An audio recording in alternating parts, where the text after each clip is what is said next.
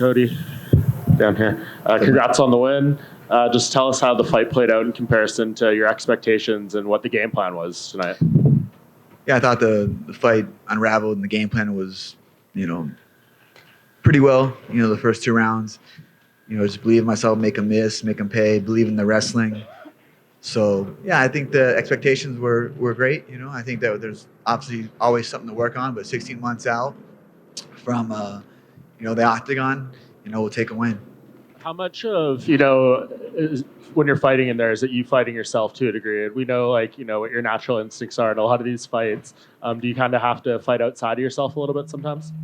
Yeah, for sure. Obviously I'm a savage, and so it's hard to contain that. And Coach Dewey was a phenomenal job at reminding me all camp, all week, in between rounds. Composure, champion. Composure. Don't. I see these shots and I just want to go. It's sometimes you just gotta, keep the composure. And get back to the win column. And so forever grateful for him. His coaching, his mentality, Chase Pammy, Javid Basharat was in my corner as well. They gave phenomenal advice throughout the whole, 15-minute duration of the fight. Obviously, you talked a lot about media day, about what you've been through in the past couple of years and leading up to this fight. Because of that, is this one of the more gratifying wins? Obviously, you've had bigger ones in terms of magnitude, but in terms of importance. I honestly think every fight is, it's our Super Bowl, It's everyone's Super Bowl. We don't get 16-week season. We get a fight, and then hopefully you win and don't get injured, and you can go back fighting in a few months. So yeah, it's a huge fight. To get a win. This sport is evolving so much. It's phenomenal. I mean, you look at some of these fighters that are having their debut and the skill that they bring inside the octagon. It's pretty phenomenal. The sport's amazing. I'm truly in love with it. The passion's back. I had a lot of fun in there. The build-up, I had a lot of things going on in the last 16 months. I mean, even prior to last week, to this morning, I had so many things that were just trying to block and not make me get to the octagon. I ended up injuring my neck. Had to have a nerve block put in my neck last week. I was my last takedown in my warm-up this morning. I ended up slamming my neck, getting a huge stinger, losing all full range of motion of my left arm. And I'm just like, there's never going to be an ideal situation. Just like in life, there's never going to be an ideal situation. So I just was excited, believed in myself, did some meditation. I've been working with Micah at the UFC PI on the mental fortitude and the mental strength. And, through these losses, we're judged off of wins and losses in our career. So through these losses, I would try to, do something different that I've never done, in a physical aspect. I got to train harder. I got to do this. I got to incorporate this. But I never really worked on the mental side, And Dr. Capo was always pressing me, hey, go speak to a mental therapist, It's kind of not talked about, but I'm forever grateful for Micah at the UFC PI that's given me a lot of tools to deal with engagement, focus, being present. I think the last few fights, last few years of my life and just the career, I have not been engaged in the things that mattered. I had outside forces blocking and trying to pull me in different directions where the focus needed to be on the opponent, being inside of my game plan. My life was in limbo, and just forever grateful that I'm, working on my mental fortitude, my mental health, and getting back to the love for the sport. We'll take this win and we'll dissect it and we'll grow from it. How close, given what happened this morning, was there a possibility you wouldn't be able to fight tonight? Oh man, it was, my arm is still, neck still. One of the takedowns I got ended up for about 2 minutes of the round. I kept looking at the clocks. Now they have them. It's pretty nice to kind of look at the clock. Ended up getting a really bad stinger. He almost got me in a guillotine. Fought out of it, but the arm was completely dead. So, like I said, there's never an ideal situation inside the octagon. You got another trained killer trying to take your head off for, to win his money, and who knows what he's faced against and what he's got going on in his life, So I'm just forever grateful that we came out, without any serious injuries, and we'll both go back to camps and training, and hope that he stays in the UFC. He took the fight. He's a very tough opponent. Took it 5 weeks ago, and he's a durable guy. He's fought a lot of tough dudes. Like, he's not had an easy route inside this octagon. I hope the UFC keeps him because, he came and brought his A game. He was, I was as sharp as ever, and complete martial artist this fight, and he was willing to tango. And just last thing for me, given that, is this something you're gonna have to take some time to take care of, or do you kind of know what the path moving forward looks like from here? Yeah, for me, it was all last camp too. I fought injured, but I was so gung ho on making the weight and getting to the debut and looking past. Instead of going to the next level, I was just trying to move forward. Just get a win. Everything else will fall in place. Life will be good. Instead of like focusing on things that the small battles that I could have won to help and just make life easier for myself. Looking at, I win this fight, I'm fighting for the world title, and I was like, I've been a world champion. That'll come. I know, the mountain to climb. It's just a different path this time. So, I got to win, and it's momentum. So I'm going to use this momentum, get back with my coaches. As the first coach or first camp that I work with these guys. So it's a lot in the line, and we got our skills together, and we got our, training. And so I'm forever grateful for Dewey Cooper, Chase Pammy, Javid Basharat, O'Day. I sparred O'Day a lot, Farid Basharat, all those guys that came out here. And the move was, I had to adapt here, and they brought me in, and they gave me their best work. So I'm really thankful for them. Cody, right here. The broadcast, especially in the first couple of rounds, they were using phrases like, Cody's he's fighting like a world champion again. He just looks like the better martial artist out there. So when you're in there fighting, did you just get a sense of, in any moment of the fight, that you're just like, there are levels to this when fighting your opponent? Yeah, I've showed that there's levels. I think I had one of the most dominant UFC title fights ever, and I was the underdog in that fight. So yeah, there's definitely levels, and I'm keep climbing that, and just like I said, momentum. Using this momentum. 2016 I had momentum. I was unranked from world champion the same calendar year, and not many people believed in me, but the UFC gave me the opportunity, and I ran with it. So. It's going back to momentum. It's been a long time since I've had momentum and structure in my life. So I think that is a recipe for success for me, and having good coaches, good people in my life. And I'm forever grateful for Team Alpha Male. I went there at 22 years old, want to know as a pro, a broken kid with a dream. And Uriah Faber brought me into the camp, and I was covered in tattoos, and I didn't fit the Team Alpha Male clean cut, 12 pack persona that they portrayed there. But he asked me what I wanted to do, and I was like, hey, I want to be a world champion. I was 1-0. I'm sure he's had thousands of men and people tell him that he wanted to do that, come into his gym, and he shook my hand. And he said, all right, I got the 5-0, got in the UFC, and 11-0 as a world champion. And forever grateful for those guys. I love them. Those are my family. Also, I want to give a huge thanks to Mark Henry, Ricardo Almeida, Frankie Egger. Did a lot of camps up there in the past, and their knowledge and the love and the time that they spent with me to help me, in this career and this journey. I'm grateful for everyone that's helped me out and where I'm at now.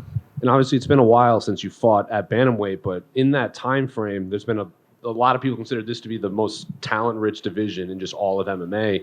You're a massive name. There's obviously a lot of young people coming up. At one point, do you just step back and you look at the lay of the land and see what you want next for your opponent? Yeah, for sure. I mean, I'd like to fight International Fight Week in July. That's something that I've always wanted to fight on. I think it's a great card. It's right around my birthday. I was slated 3 or 4 times to fight there, and it's never prospered. So hopefully that I can get on that card. Gives me enough time to get back with my coaches and team and reassess and grow from this momentum and win that we've had. And I think July is a great card. Whoever they want to give me, we're prepared. Coach Dewey and Javid and Coach Pammy will have me ready. Well, given that you keep using the phrase momentum and you're a popular name, former champion, do you think you can dictate who you want to fight next, or do you want this kind of slow momentum build up? That this is momentum, any momentum. So I like to fight whoever. I truly believe I'm one of the best in the world. I've proven that. I can keep proving that time and time again. As long as the love and the passion, and I keep working on my mental fortitude, going inside these octagons and keeping my life staying and stable and structurized. I don't believe anyone can beat me in the world. Wondering what was different for you in this camp, but what was more emphasized? Was there something more with your technique, or like you mentioned, you had fortitude? What was the main focus of that? I think there were so many factors that contributed to the victory. Dewey Cooper is a phenomenal coach. Moving out here, getting to work with them, I was, when you work with new coaches, like he never tried to, change me at all. A lot of the coaches, would try to reinvent the wheel. I'm a Ferrari at the end of the day. Coach Dewey wasn't trying to put new wheels and tune-ups on me. He was just polishing me up, and making me believe myself, believe my kicks, believe my speed and the power and the vision and the footwork, and just, he's a world champion. He's world class, and what he's able to do inside his career to showcase to us. I mean, he's there for a reason, and his heart and energy that he puts into each one of his fighters, I just noticed throughout camp. I'm like, man, this guy really loves the sport, but he loves the people that's down for him. So just that, the structure that we went through, the things that we were working on. Getting back to the wrestling, Coach Chase Pammy has a amazing Gold Rush Wrestling Academy out here. And he's like, the first time I worked on him, he's like, you can really wrestle, man. He's like, believe in your wrestling. And that's what we did, believe in your wrestling. It's mixed martial arts. So to be able to use that and use those tools instead of just striking, and it opens up so much more. And obviously going with my stablemates, O'Day, the Basharat brothers, Amir. I mean, there's been so many. Twilight Timmy, this kid's going to be in the UFC. You should see this kid. He's phenomenal. Just turned 24 years old. Phenomenal training partner. You tell him to be there at 6 a.m., he's there 6 a.m. ready to go. You tell him to be there any time of the day. Sunday, he's there. He's got the work ethic. He reminds me a lot of myself, a young kid that just is in everybody at camps, wants to help out. And I truly believe that he'll be in the UFC within the coming months. And so just the stablemates that I had, to keep me sharp, but also the mental focus that I had, and also, the move to Vegas, obviously going through a divorce and, redirecting my life. It's not just me, it's my ex-wife. It's, she has a life as well. We have a child that we love dearly. He's such a blessing to me, and this one was for him. This one was definitely for him, just to showcase whatever you go through in life, you can always just, rise above. I always tell him that, life's not fair. You got to work for what you want, and, he turns 5 next week. So I'm just grateful that I got this win. I get to go and celebrate his birthday at Disneyland. That's something that he's wanting to do, go see Spider-Man. So just so many key factors played a huge role in this victory and where I'm at in life. And I'm just thankful that I have a good team, good people around me. And, whatever you're going through in life, there's ways to correct it. There's ways, if you feel like there's not going to be a tomorrow, you can go get help. For me, it was seeking mental help. There was something that was off. There was something. I was walking down to the octagon as a world champion after trying to regain that, and I wasn't engaged, and I had to seek help. You're not weak to do that.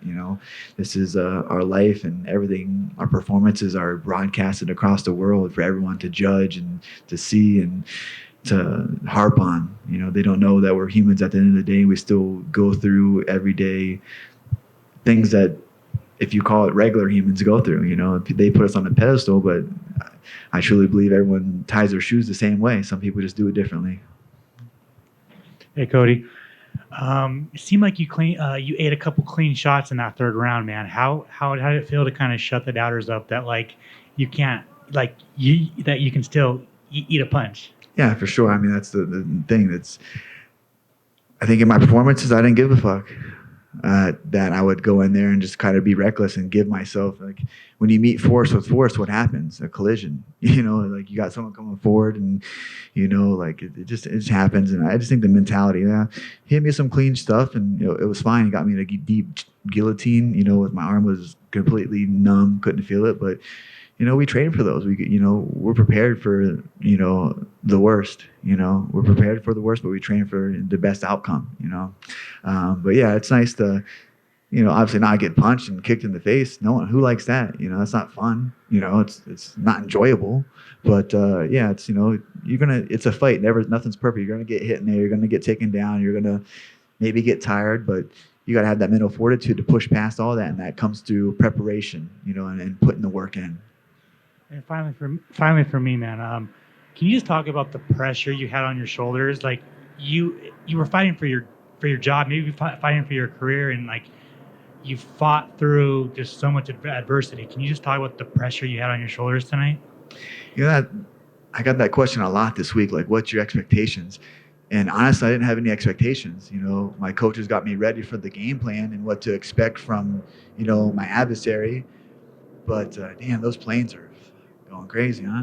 Um, what to expect from Trevin and what to expect, but for me was to be myself. I had my coaches Dewey, Chase, and Javid. Just believe in who you are, man. Like, you're born to do this. You're bred to do this. Like, enjoy it. You're a world champion. You're fast. Believe in your instincts, and having them believe in me really put self-belief back in myself all camp, and just reassuring that I've done everything to get this win.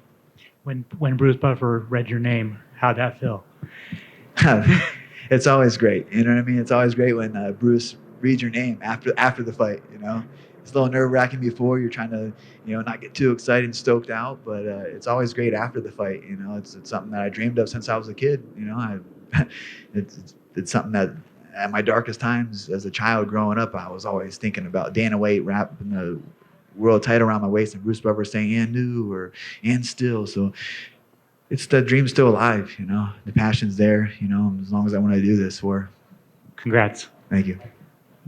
Cody, congrats on the win. I know you mentioned during media day that 25 is not a problem, but at 35 tonight, your footwork was there. Tank guests looked great. Even with the stuff that you disclosed came up, how awesome did you feel tonight? Because you looked pretty solid all 15 minutes.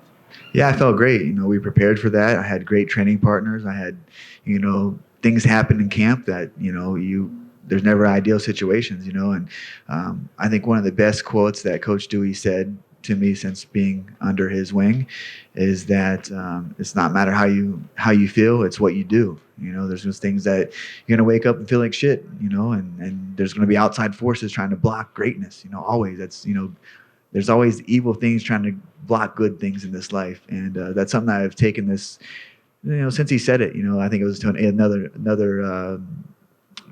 fighter that he trained, but he just said it's not matter how you feel, it's what you do.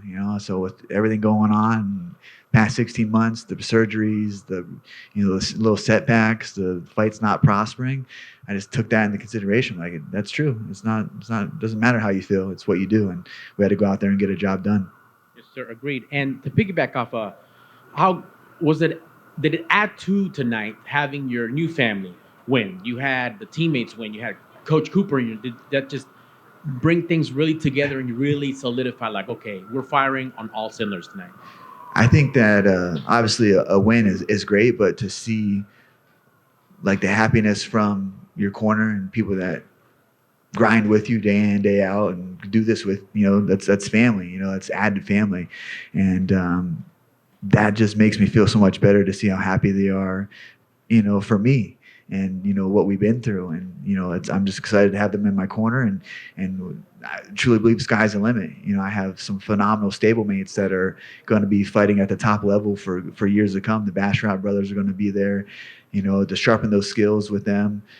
Is phenomenal. Like I said, Twilight Timmy, he's going to be here. We have a great Coach Dewey has a great stable of fighters, and a lot of them come to him because of who he is and what he brings to the table, and the energy and the love and just the passion. So we have a good stable of fighters, and you see it. We just went 2-0 tonight with Farad's win and my win. The week before we had O'Day. We have Marvin Vittori fighting next week in London. So it's keeping this ball rolling. Excellent. Thank you, sir. And congrats on this win and this awesome gift for your son next week. Yeah, thank you. All right.